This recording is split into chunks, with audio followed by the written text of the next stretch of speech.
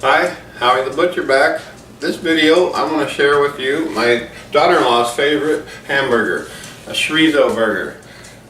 It's simple, 2 ingredients, a good ground chorizo and a pound of 85 hamburger. You can use whatever hamburger you want, 90%, whatever. I wouldn't use 80 because you get too much shrinkage out of it. So on the grill, because we're going to grill this. So I'm simply going to mix those two together.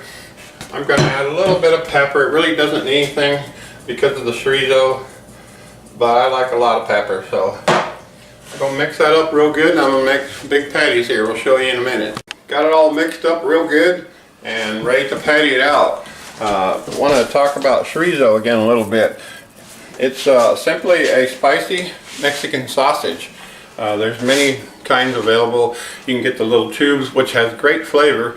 But if you use one little tube you want to use leaner hamburger because it's really greasy. So if you use that type, you want to use a leaner grade of ground beef, I suggest. Again, it has great flavor, but it is going to be fattier. So anyway, I like to make them about 3 to a pound when I'm doing this. For a couple reasons. I like a nice big burger.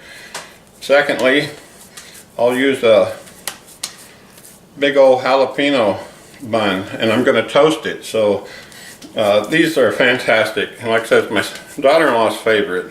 And we're going to top it with pepper jack, avocado, salsa instead of ketchup. I mean, we're gonna Mexican it up, really.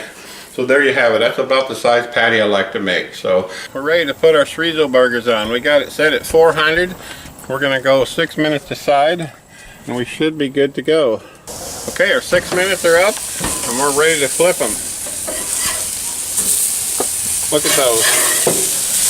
Oh man, this is going to be good. Oh yeah, look at the grill stripe. Looking perfect. I think that's going to be just absolutely perfect. 6 minutes aside on a maintain our 400-degree heat. I'm also going to top them with some pepper jack. Alright, so we're going to go another 6 minutes. In the meantime, we're going to go ahead and toast our buns also. So we'll put them on the back. I love the toasted buns with a good hamburger like this. It really adds a nice little touch to it. So we'll be back in 6 minutes and we'll check our temperature, and I think we'll be good to go. Okay, here we are. Another 6 minutes. I actually did take the buns off at 3 minutes. They were nice and toasted, just exactly how I like them. I love the extra crunch it adds to your burger. So that's about what this should look like. We're at a good 170, 175. Anytime you do burgers, you want to make sure 165. You want it well done when it comes to hamburgers. Otherwise, steaks, the bloodier the better. But we want to be safe with our burger. So we're good to go. Well, we're going to show how I dress them up a little bit, and then we'll be ready to eat. Okay, here we are, all dressed up. We got a slice of onion, some guacamole, some salsa. Going to top it with the tomatoes, and we're good to go. Now, time for the taste test. If I can hold it all together. Well, that's a hamburger. Look at that, folks. Oh man, you gotta try this.